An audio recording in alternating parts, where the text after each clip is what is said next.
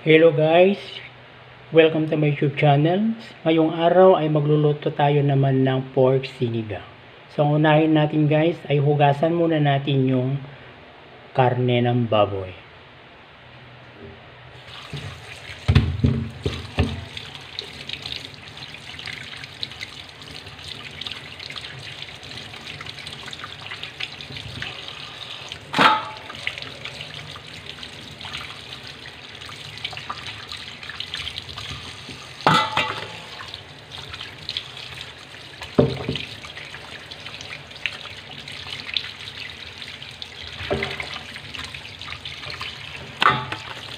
Hugasan lang ng maayos guys.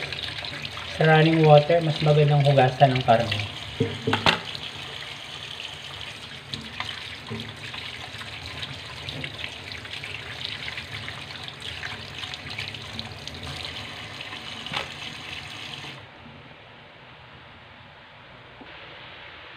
So gagamit na lang tayo guys ng pressure cooker para mabilis maluto yung karne.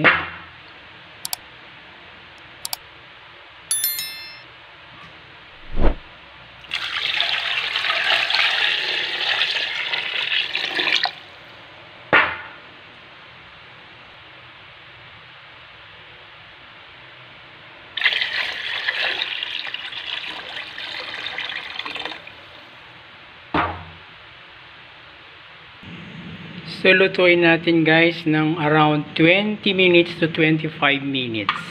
Ang pork guys, madali lang po maluto pagdating sa pressure cooker. So, habang hinihintay natin maluto yung karne, magsasayang naman tayo ng bigas.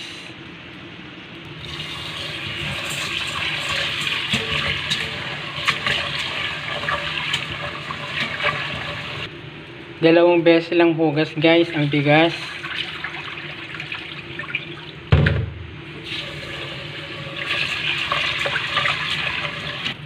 Kung gaano kasukat yung bigas, ganun din ang sukat ng tubig guys. Nakadepende lang kasi sa bigas kung matigas or malambot. Yan.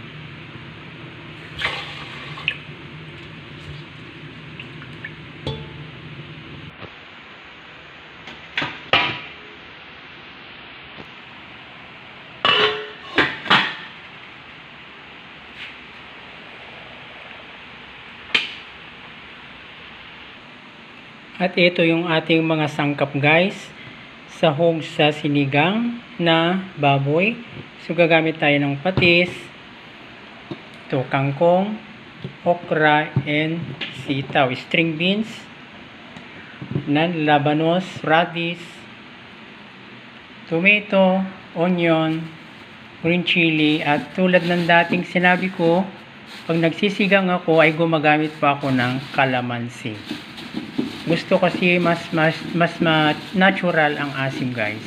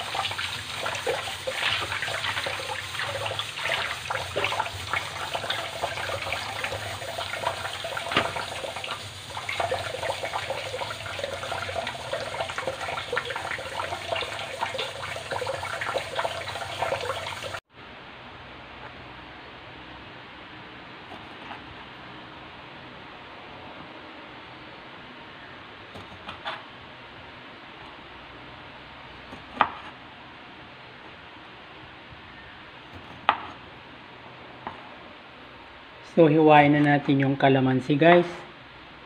Para ito yung gagamitin natin pang asim.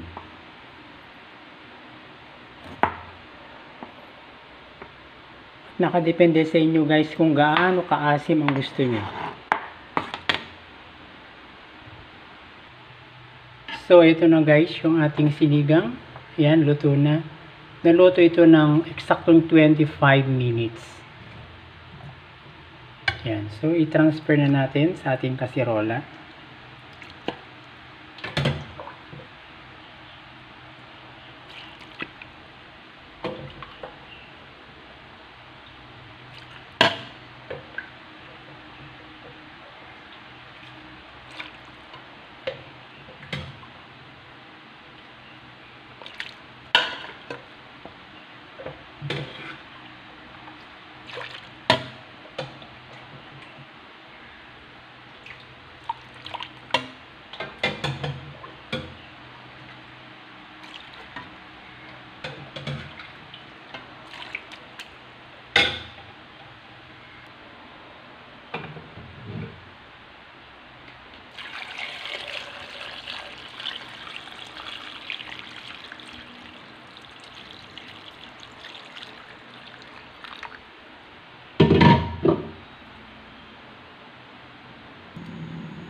So, ilagay na natin itong sibuyas. Pagsasabayin na natin guys para malasa. And then, itong radish, labanos. And then, tomato. Kamatis.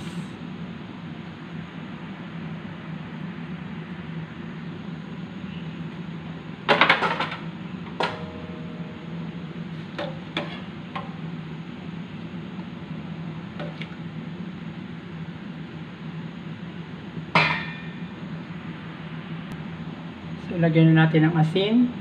Rock salt ang gamit ko guys.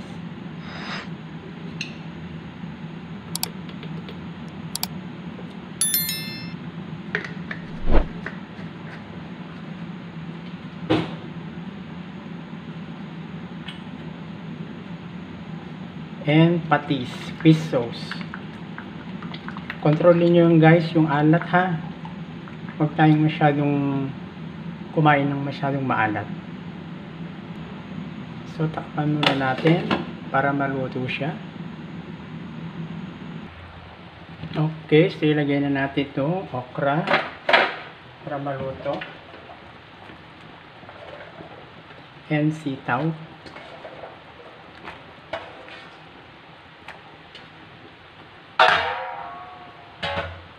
So, takpan lang natin ng mga ilang minutes konti.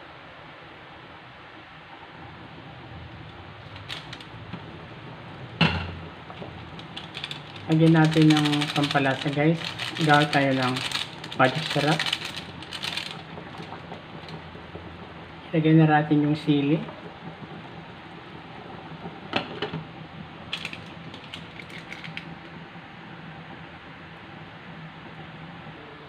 Lagyan na natin yung calamansi juice. Pampaasim.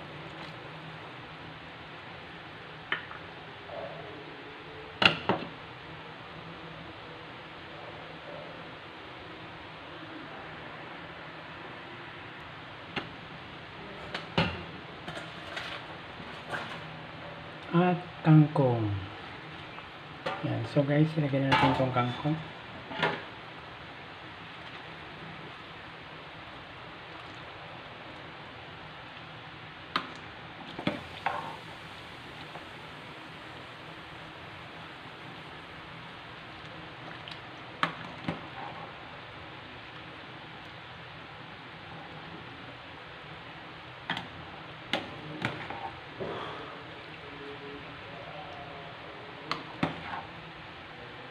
Okay guys, so luto ng ating pork sinigang.